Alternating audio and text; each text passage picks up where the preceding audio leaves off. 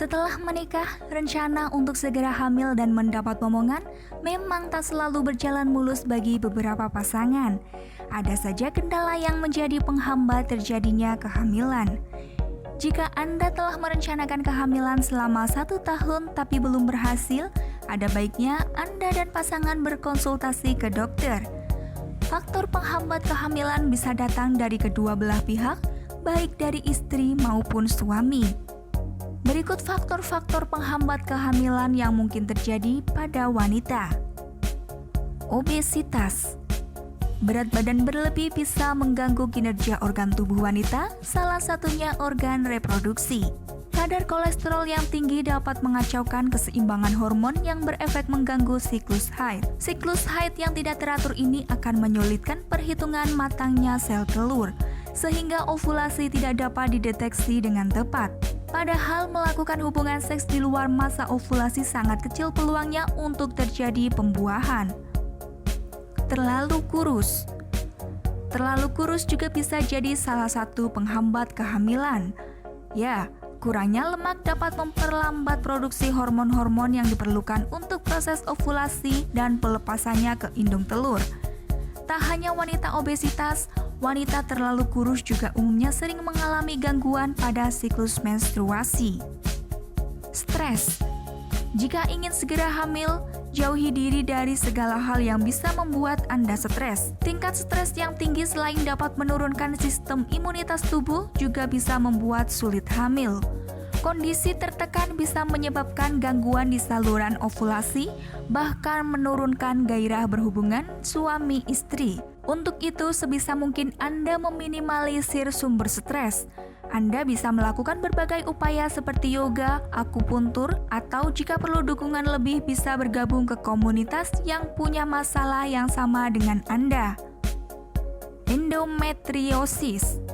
Endometriosis terjadi karena jaringan pembentuk dinding rongga rahim atau endometrium tumbuh di lokasi yang sama.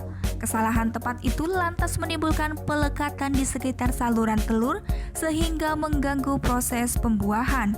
Endometriosis diduga muncul karena rangsangan hormon estrogen yang terlalu berlebihan. Maka dari itu, pengobatannya pun bersifat hormonal, yaitu memberikan hormon anti-estrogen selama kurang lebih 2 bulan. Hormon tak seimbang. Hormon membantu sistem metabolisme tubuh dan dibutuhkan sejak masa konsepsi untuk kelangsungan hidup dan pertumbuhan embrio. Hormon yang dimiliki oleh tubuh wanita antara lain hormon estrogen dan progesteron. Jika kebutuhan hormon tak sesuai dengan kebutuhan, akan terjadi bermacam gangguan seperti sulit hamil karena pertumbuhan sel telur terganggu.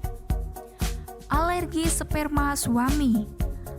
Tahukah Anda ada kondisi di mana mungkin saja seorang wanita alergi terhadap sperma? Ya, wanita yang alergi pada sperma suami punya kadar antibodi yang terlalu tinggi, sehingga menganggap sperma sebagai musuh. Dengan kondisi tersebut, sel telur jadi tidak bisa dibuahi. Untuk mengatasinya diperlukan terapi suntik leukosit suami kepada istri untuk menurunkan kadar antibodi istri. Dengan begitu, sperma suami tidak lagi menjadi musuh, sehingga kehamilan mungkin terjadi. Pertambahan usia. Saat seorang wanita mencapai menopause, biasanya di usia 50-an, ia tak lagi bisa memproduksi sel telur dan sulit hamil. Tetapi beberapa tahun sebelum menopause, seorang wanita akan mengalami gangguan kesuburan karena jumlah sel telurnya berkurang. Tidak ada angka yang resmi kapan kesuburan wanita akan berkurang, tapi kebanyakan dokter mengatakan usia di atas 35 tahun peluang kehamilan akan menurun. Ibu. Tanyakan pada ibu Anda di usia berapa ia mencapai menopause. Jika ia memulainya di usia tergolong muda, besar kemungkinan Anda juga. Faktor genetik memang berpengaruh pada banyak atau sedikitnya jumlah sel telur yang kita miliki. Zat kimia. Paparan polutan, pestisida, dan zat-zat kimia industri bisa menurunkan tingkat kesuburan sampai 29%. Beberapa zat kimia yang kita temui di produk kecantikan atau pembersih rumah seperti Palates juga bisa mempengaruhi kadar hormon dalam tubuh. Merokok. Merokok bisa mengganggu perkembangan janin dan juga menurunkan peluang kehamilan. American Society for Reproductive Medicine mengungkapkan merokok adalah penyebab dari 13% kasus infertilitas. Merokok diketahui akan mengacaukan hormon dan merusak DNA baik pada pria ataupun wanita. Alkohol. Yang perlu diwaspadai adalah konsumsi alkohol dalam jumlah besar, yakni lebih dari 1 minuman per hari. Penelitian mengungkapkan wanita yang tergolong peminum cenderung lebih sering menjalani terapi untuk kehamilan. Olahraga berat.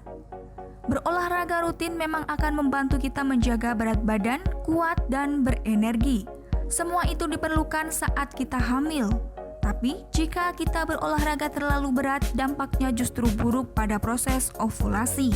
Gejala paling nyata dari olahraga berat adalah gangguan siklus haid menjadi terlalu banyak ataupun terlalu sedikit. Gangguan tiroid. Gangguan tiroid bisa mempengaruhi proses ovulasi dan kehamilan. Karena itu, tak ada salahnya untuk memeriksa kadar tiroid Anda jika Anda belum juga berhasil hamil. Kafein. Kecanduan minum berkafein dapat mengganggu kontraksi otot yang membantu sel telur berpindah dari ovarium melalui tuba falopi ke rahim.